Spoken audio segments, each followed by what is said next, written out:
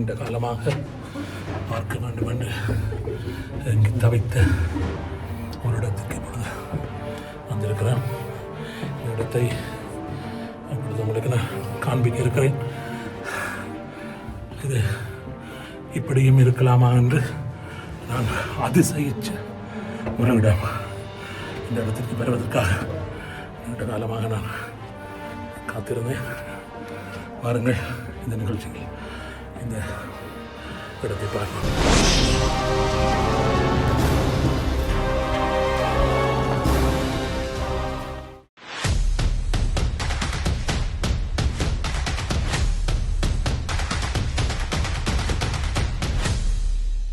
Velamal Engineering College, Computer Science Engineering. Admissions open for 2026. துருக்கியின் கப்படோக்கியா பிராந்தியம் பல மில்லியன் வருடங்களுக்கு முன்னர் இந்த பிராந்தியத்தில் ஏற்பட்டதாக கூறப்படுகின்ற பாரிய எரிமலை வெடிப்பு காரணமாக வளமைக்கு மாறான நில அமைப்பை கொண்ட ஒரு பிராந்தியமாக கப்படோக்கியா காட்சி தந்து கொண்டிருக்கின்றது. இயற்கையாக அமைக்கப்பட்டுள்ள சிமினிகள், குகைகள், வித்தியாசமான நில அமைப்புகள். இந்த பிரதேசத்தில் 1962 ஆண்டு வீடு கட்டுவதற்காக ஒருவர் நிலத்தை தோண்டிய போது நிலத்திற்கு கீழே ஒரு சுரங்கம் இருப்பதைக் கண்டு துருக்கிய அரசாங்கத்திற்கு அறிவித்தார். அந்த சுரங்க பாதையை மேலும் மேலும் தோண்டிய அரசாங்கத்திற்கு பாரிய அதிர்ச்சி. நிலத்திற்கு கீழே மிக பெரியதொரு நகரமே அமைக்கப்பட்டிருப்பதைக் கண்டு அவர்கள் அதிசயித்து நின்றார்கள். அந்த பாரிய நிலக்கீழ் நகரத்தின் அத்தனை அம்சங்களுமே ஆச்சரிய கண்களை அகல விதிக்க வைக்கும்படியாகவே இருந்தன. இப்படியான ஒரு இயற்கை அனர்த்தத்தையும் தாங்கிக் கொள்ளக்கூடிய வகையில் அந்த நிலக்கீழ் நகரம் அமைக்கப்பட்டிருந்தது. மிக மிக நேர்த்தியாக அமைக்கப்பட்டுள்ள அந்த நிலக்கீழ் நகரம் நிலத்திற்கு கீழே 8 அடுக்குகளை கொண்டு அமைக்கப்பட்டுள்ளது. அந்த நிலக்கீழ் நகரத்தில் வாழ்ந்தவர்கள் சுவாசிப்பதற்காகவென்று நூற்றுக்கணக்கான துவாரங்கள் அங்கு உருவாக்கி வைக்கப்பட்டிருந்தன. அந்த நிலக்கீழ் நகரமானது ஆண்கள், பெண்கள், சிறுவர்கள் என்று சுமார் 20,000 மக்கள் வெளியுலகத்தில் இருந்து தங்களை அந்நியப்படுத்திக் கொண்டு மறைந்து வாழ்வதற்கு ஏற்ற வகையில் மிக மிக நுணுக்கமாக அமைக்கப்பட்டிருந்தது. வழிபாட்டு ஸ்தலங்கள், களஞ்சிய சாலைகள், ஆடுமாடுகள் போன்ற மிருகங்களை அடைத்து வைக்கக்கூடிய அறைகள், இப்படி அனைத்து வசதிகளும் நிறைந்த இந்த நிலக்கீழ் நகரமானது இன்றைக்கு சுமார் 4000 முதல் 8000 வருடங்கள் வரையிலான காலப்பகுதிக்கு முன்னர் அமைக்கப்பட்டிருக்கின்றது என்பது ஆய்வாளர்களை ஆச்சரியத்தின் உச்சிக்கே கொண்டு சென்றிருக்கின்றது. இன்றைக்கு எம்பசம் இருக்கின்ற நவீன உபகரணங்களை பாவித்து இதுபோன்ற நிலக்கீழ் நகரங்களை அமைப்பது என்பது ஓரளவுக்கு சாத்தியம். ஆனால் சுமார் 8000 வருடங்களுக்கு முன்னர் வாழ்ந்த எமது மூதாதையர்களினால் இதுபோன்ற ஒரு நிலக்கீழ் நகரத்தை நிலத்தை குடைந்து அமைப்பது என்பது ஒன்றும் இலகுவான காரியமல்ல என்று அழித்து கூறுகின்றார்கள் பொறியியலாளர்கள். கடந்த வாரம் நாம் துருக்கிக்கு சென்றிருந்த போது இந்த நிலக்கீழ் நகரத்தை சென்று பார்க்கும் சந்தர்ப்பம் எனக்கு கிடைத்தது. அங்கு நான் பார்த்த காட்சிகளை என்னால் நம்ப முடியவில்லை. உண்மையிலேயே அதிசயித்து நின்றேன். இதுபோன்ற மிகவும் நுணுக்கமான ஒரு கட்டுமானத்தை எப்படி எமது மூதாதையர்களினால் கட்ட முடிந்தது என்கின்ற ஆச்சரியம் அங்கு நான் நின்ற ஒவ்வொரு நிமிடமும் என்னை உலுக்கிக் கொண்டிருந்தது. குகையின் நுழைவாயிலில் இருந்து முதலாவது நிலக்கீழ் தளத்திற்கு செல்ல வேண்டுமானால் வெறும் 3.5 அடி மாத்திரமே உயரமான குகைப்பாதையில் சுமார் 200 மீட்டர் தூரம் உடலை மடக்கியபடி நகர்ந்து செல்ல வேண்டும். உள்ளே சமையலறை, திராட்சை ரசம் தயாரிக்கின்ற வசதிகள், ஆடுமாடுகளை கட்டி வைப்பதற்கான வசதிகள் கூட கற்களை குடைந்து உருவாக்கி வைத்திருந்தார்கள். சுமார் 1000 கிலோவுக்கு அதிகமான எடையுடைய கற்கள் கதவுகளாக பயன்படுத்தப்பட்டிருக்கின்றன. அந்த கதவுகளை உள்ளிருந்து மாத்திரம்தான் திறக்க முடியும். வெளியில் இருந்து திறக்க முடியாத வகையில் நுண்ணியமாக அந்த கதவுகள் அமைக்கப்பட்டிருக்கின்றன. கைவிரல்களினால் சுரண்டினால் நகங்களில் வந்துவிடுகின்ற சுண்ணாம்பு கல் போன்ற ஒரு வகை மென்மையான கல்லை குடைந்து அந்த நகரம் உருவாக்கப்பட்டிருக்கின்றது. அந்த நகரம் சரியானபடி கணக்கிட்டு அமைக்கப்பட்டிருக்காது விட்டால் அது தகர்ந்து விழுந்துவிடக்கூடிய அளவுக்கு ஆபத்தாகவே தோற்றமளித்தது. அத்தோடு மிக துல்லியமாக கணக்கிட்டு சீரான தூரத்தில் தூண்கள் நிறுவப்பட வேண்டும். அதுவும் அந்த தூண்கள் ஏற்கனவே உள்ள கல்லில் குடியப்பட்டிருக்க வேண்டும். அல்லாவிட்டால் 8 அடுக்குகளை கொண்ட அந்த நிலக்கீழ் நகரம் இடிந்து நொறுங்கிவிடும். ஆனால் அந்த நிலக்கீழ் நகரத்தின் அளவீடுகள் அத்தனையும் கச்சிதமாக கணக்கிடப்பட்டு மிக மிக நுணுக்கமான உபகரணங்களை பாவித்து அமைக்கப்பட்டிருக்கின்றன. அதுவும் சுமார் 8000 வருடங்களுக்கு முன்னர். அப்படியானால் யார் அல்லது எது அந்த நிலக்கீழ் நகரத்தை அங்கு உருவாக்கியது? இந்த இடத்தில் மற்றொரு கேள்வியும் எழுகின்றது. சுமார் 20,000 மக்கள் உலகத்தின் பார்வையில் இருந்து மறைந்து நிலத்தின் கீழ் வாழும்படியான நிர்பந்தம் சுமார் 8000 வருடங்களுக்கு முன்னர் ஏன் உருவானது? 8000 வருடங்களுக்கு முன்னர் 20,000 மக்கள் தொகை என்பது ஒரு ஒட்டுமொத்த நாட்டின் சனத்தொகை. ஒரு நாட்டையே நிலத்தின் கீழ் மறைந்து வாழும்படியாக நிர்பந்தித்த காரணி என்ன? அண்டிய நாடுகளின் படையெடுப்புகளில் இருந்து அல்லது பாலைவன திருடர்களிடம் இருந்து தம்மை பாதுகாத்துக் கொள்வதற்காக இந்த நிலக்கீழ் நகரங்கள் அமைக்கப்பட்டிருக்கலாம் என்று சில சரித்திரவியலாளர்கள் கூறுகின்றார்கள். ஆனால் அந்த வாதத்தை சாத்தியமில்லாத வாதம் என்று இலகுவாகவே நிராகரித்து விடுகின்றார்கள் சில ஆய்வாளர்கள். அந்த நிலக்கீழ் நகரத்தை கைப்பற்றும் நோக்கத்தில் அங்கு படையெடுத்து வரும் எதிரிகள் அந்த நகரத்தின் மக்கள் நிலத்தின் கீழே மறைந்து விட்டார்கள் என்று அறிந்ததும் படையெடுப்பை கைவிட்டுவிட்டு உடனடியாக அங்கிருந்து விலகிச் செல்ல மாட்டார்கள். நிலக்கீழ் நகரத்திற்கு செல்லும் காற்று புகும் துவாரங்களை தேடி தேடி அடைத்து விட்டார்களேயானால் அந்த நிலக்கீழ் நகரத்தில் மறைந்து வாழும் 20,000 மக்களையும் இலகுவாகவே சமாதியாக்கிவிட முடியும். எனவே அண்டை நாடுகளின் படியெடுப்புகளில் இருந்து தம்மை பாதுகாப்பதற்காக இந்த நிலக்கீழ் நகரங்கள் அமைக்கப்பட்டிருக்கலாம் என்கின்ற வாதங்களை பல ஆராய்ச்சியாளர்கள் முற்றிலுமாகவே ஏற்றுக்கொள்ள மறுக்கின்றார்கள். இயற்கையின் சீற்றத்தில் இருந்து தம்மை பாதுகாப்பதற்காக இந்த நகரம் அமைக்கப்பட்டிருக்கலாம் என்பதையும் அவர்கள் நிராகரிக்கின்றார்கள். ஏனென்றால் நீரினால் ஏற்படும் அனர்த்தங்களில் இருந்து அந்த நிலக்கீழ் நகரங்கள் மக்களுக்கு பாதுகாப்பு அளிக்க முடியாது. புழுதி புயலில் இருந்து பாதுகாப்பை பெறுவதற்கும் அத்தனை பெரிய கட்டமைப்பு அவசியமில்லை. எரிமலை வெடிப்புகள், நிலநடுக்கங்கள் போன்றவற்றில் இருந்து பாதுகாப்பினை பெறுவதற்கும் நிலக்கீழ் சுரங்கங்கள் உதவிவிடப் போவதில்லை.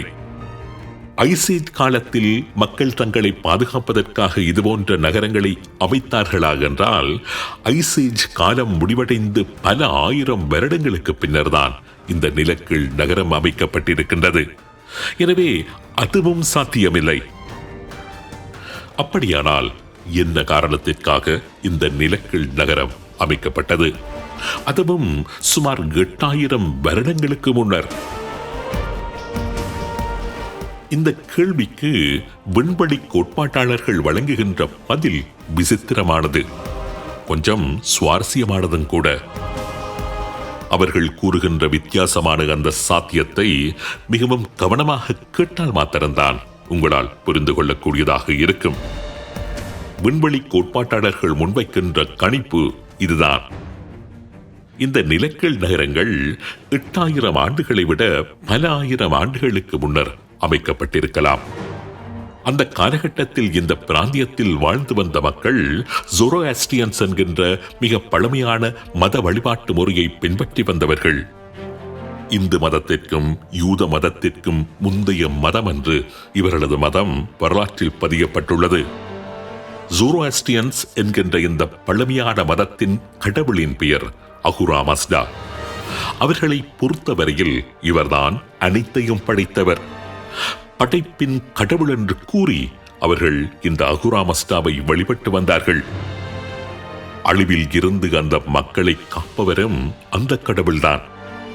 ஜோரோஆஸ்ட்ரியன்ஸ் என்ற அந்த மதத்தினது புராதன பதிவுகளின்படி அஹுரா மஸ்டா என்ற அவர்களது அந்த பிரதான கடவுள் உலகளாவிய அளவில் ஏற்பட்ட ஒரு மிகப்பெரிய அழிவில் இருந்து அந்த மக்களை காப்பாற்ற நிலத்திற்கு கீழே ஒரு நகரத்தை உருவாக்கினார் என்று கூறப்படுகின்றது.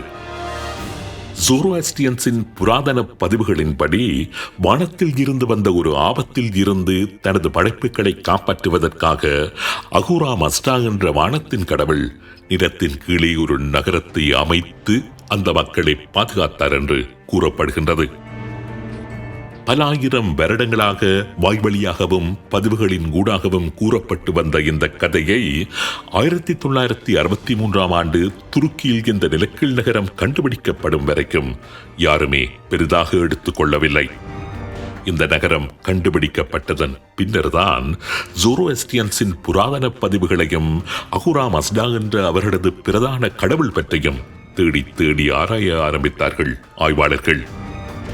அந்த பதிவுகளில் அஹூரா மஸ்டா என்ற வானத்தின் கடவுள் வானத்தில் இருந்து வந்த ஆபத்துக்களில் இருந்து தனது மக்களை பாதுகாப்பதற்காக பூமிக்கு கீழே ஒரு நகரத்தை அமைத்தார் என்று மிக மிக தெளிவாக கூறப்பட்டிருப்பதை கண்டுபிடித்தார்கள். இந்த இடத்தில் மற்றும் சில கேள்விகள் குதித்தன. அப்படி என்ன ஆபத்து வானத்தில் இருந்து பூமிக்கு வந்திருக்க சந்தர்ப்பம் இருந்திருக்கின்றது?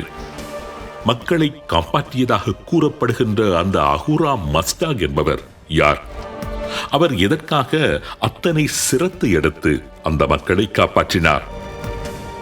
8000 வருடங்களுக்கு முன்னர் நுண்ணியமான ஒரு நிலக்கீழ் நகரத்தை அமைக்கக்கூடிய தொழில்நுட்பம் எப்படி அந்த அஹூரா மஸ்டாவுக்கு கிடைத்தது? இந்த கேள்விகளுக்கான பதிலை மற்றொரு கோணத்தில் தேடுவதற்கு முயன்றார்கள் விண்வெளி கோட்பாட்டாளர்கள். அஹூரா மஸ்டாவற்றை குறிப்பிட்டுள்ள பதிவுகளில் அவரை படைப்பவராகவும் காப்பவராகவும் குறிப்பிட்டுள்ளார்கள் ஜோரோஆஸ்ட்ரியன் மக்கள். வானத்தில் இருந்து பூமிக்கு வந்த கடவுளுக்கென்றும் அவர் பற்றி பண்டைய பதிவுகளில் குறிப்பிடப்பட்டுள்ளன. வானத்தில் நடக்கும் மாற்றங்கள் பற்றி நன்கு அறிந்து வைத்திருந்தவர் என்றும் அவர் பற்றி பதியப்பட்டுள்ளது. அஹூரா மஸ்டா என்ற பாத்திரம் நிச்சயம் வெற்றி கிரகத்தில் இருந்து பூமிக்கு வந்த ஒரு பாத்திரமாக இருக்கலாம் என்று நம்புகின்றார்கள் விண்வெளி கோட்பாட்டாளர்கள். சுமார் 8000-10,000 வருடங்களுக்கு முன்னர் இன்றைக்கு மனிதர்கள் வசமிருக்கின்றது போன்ற அல்லது அதனை விட நவீனமான தொழில்நுட்ப வசதிகளுடன் பூமிக்கு வந்த வெற்றி கிரகவாசி நாகரிகம் அடைந்திராத எமது மூதாதையர்களுக்கு நிச்சயம் கடவுளாகவே தெரிந்திருப்பார். அந்த நாகரீக வேற்று கிரகவாசியினால் மனிதர்கள் உட்பட அனைத்தையும் உருவாக்க முடிந்திருக்கும். அந்த வேற்று கிரகவாசியிடம் இருந்த உயர் தொழில்நுட்ப வசதிகளை கொண்டு அந்த மக்களை அதனால் காப்பதற்கு முடிந்திருக்கும். எனவே அந்த வேற்று கிரகவாசியை சுமார் 8000 வருடங்களுக்கு முன்னர் வாழ்ந்த எமது மூதாதையர்கள் இலகுவாகவே கடவுளாக ஏற்றுக்கொண்டிருப்பார்கள், வழிபட்டிருப்பார்கள். இது பண்டைய விண்வெளி கோட்பாட்டாளர்களது கருத்து.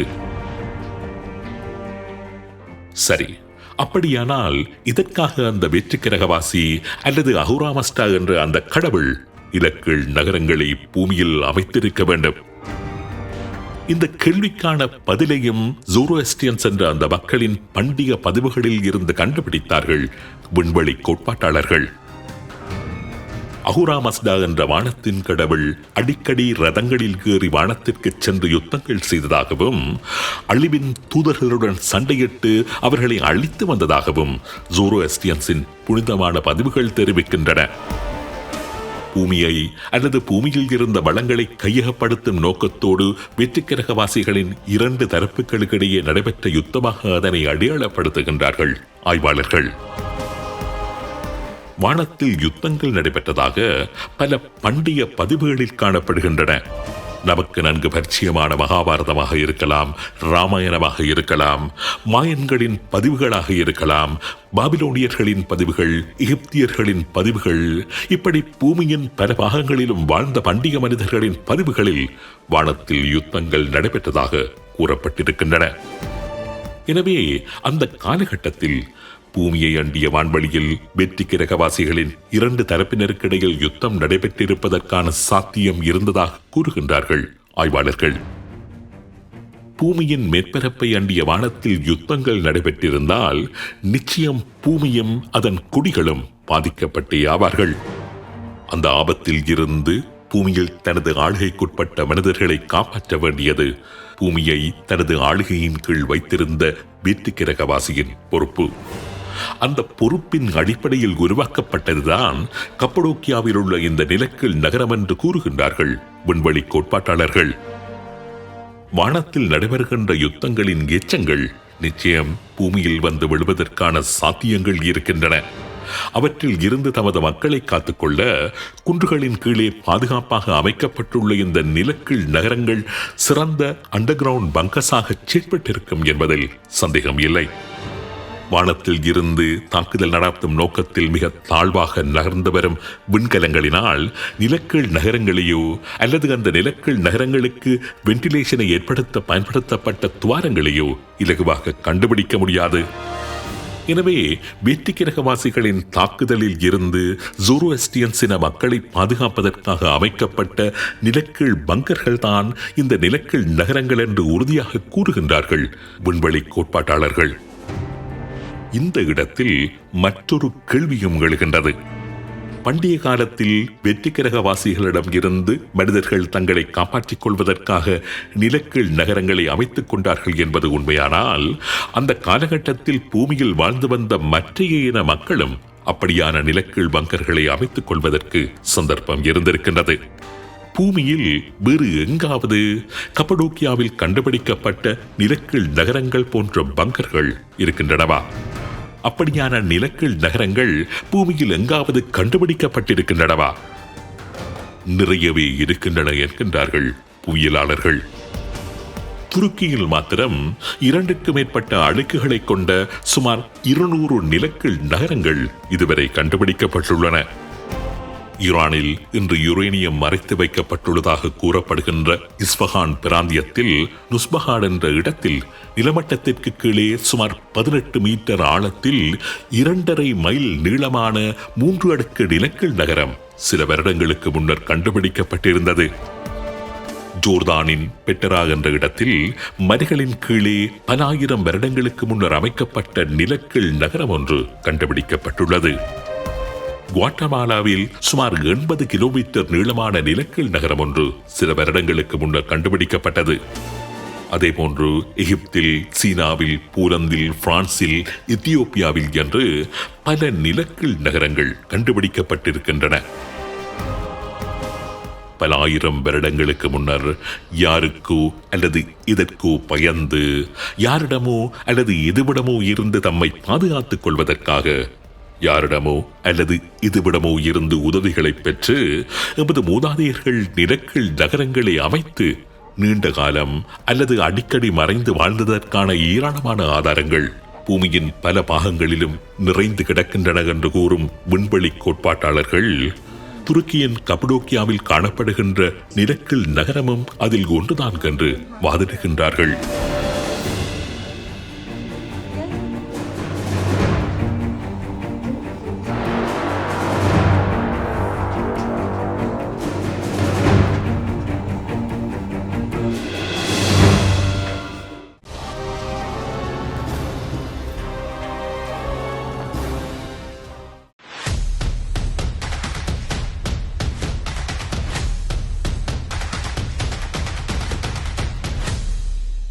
Velamal Engineering College, Computer Science Engineering. Admissions open for 2026.